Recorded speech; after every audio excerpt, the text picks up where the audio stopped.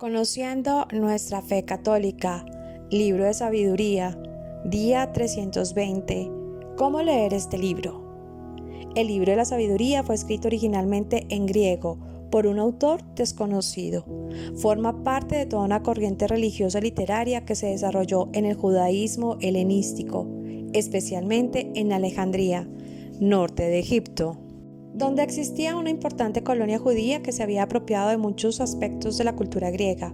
Fue allí, en efecto, donde las escrituras hebreas se tradujeron al griego y donde muchos otros escritores judíos publicaron obras importantes.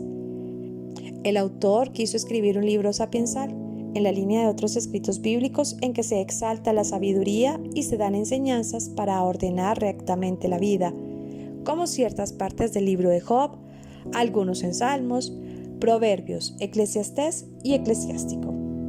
Sin embargo, se diferencia de aquellos en varios aspectos. Ante todo, no es una serie de máximas o sentencias breves al estilo de los Proverbios o buena parte del Eclesiástico o Eclesiastés, sino que más bien, al estilo de Job o de algunos Salmos, desarrolla ampliamente unos pocos temas. En el caso de la sabiduría, esos pocos temas se tratan con gran amplitud y con un lenguaje bastante elaborado. El autor utiliza un procedimiento literario común en la literatura judía.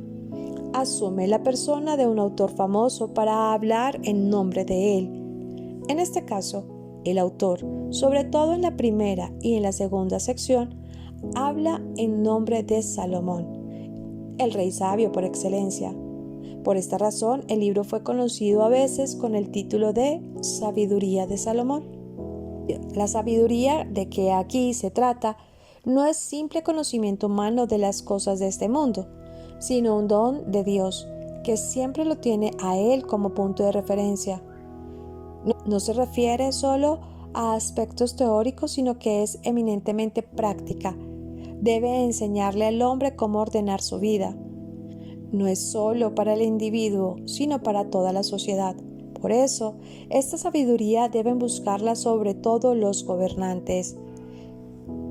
En una primera sección, en el capítulo 1 al capítulo 5, versículo 23, se pone de relieve el aspecto esencialmente moral de la sabiduría y se contrapone a dos géneros de vida y dos tipos de criterios: los de los buenos, los que siguen la sabiduría verdadera, y los de los malos, los que llevan una vida de injusticia.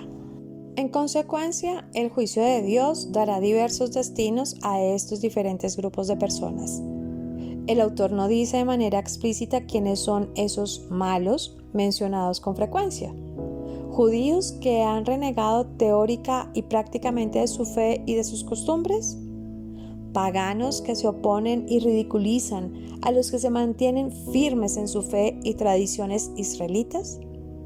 Para el autor es más importante describir su manera de pensar y sus actitudes que identificarlos social o políticamente. La sección 2 del capítulo 6, versículo 1 al capítulo 9, versículo 18, es una exhortación a buscar la sabiduría. El autor la describe y la elogia y termina asumiendo la persona de Salomón, con una bella oración a Dios para pedir la sabiduría. La tercera sección, del capítulo 10 al capítulo 19, versículo 22, se dedica a mostrar cómo ha manifestado Dios su sabiduría en la historia y sobre todo en la época de la salida de Israel de Egipto. A propósito de esta idea fundamental, se añaden algunos temas relacionados, especialmente el de la idolatría. El autor revela, por una parte, su conocimiento de las tradiciones bíblicas de Israel, pero al mismo tiempo, al reflexionar sobre ellas, utiliza procedimientos propios del judaísmo tardío, como el llamado Midrash, que es una amplificación y actualización de los temas de la Biblia y de las tradiciones anteriores a esta. Algunos aspectos, como en el relacionado con la inmortalidad del alma y la convicción de que la esperanza del justo no queda frustrada con la muerte, se muestra la cercanía al pensamiento griego, tal como aparece sobre todo en el judaísmo helenístico. También en otros aspectos, el autor muestra su conocimiento de las doctrinas filosóficas griegas. Pero él no pretende escribir una historia de Israel ni un tratado filosófico.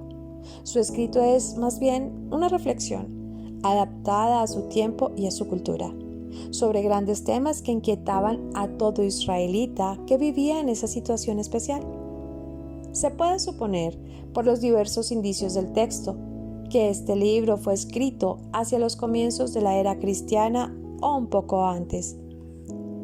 Podemos definir que el esquema del libro está dividido en 3. Primera, actitudes de los buenos y de los malos y el juicio de Dios, capítulos del 1 al 5. La segunda, una exhortación a buscar la sabiduría, capítulos del 6 al 9. Y por último, la tercera, la sabiduría en la historia, del capítulo 10 hasta el final.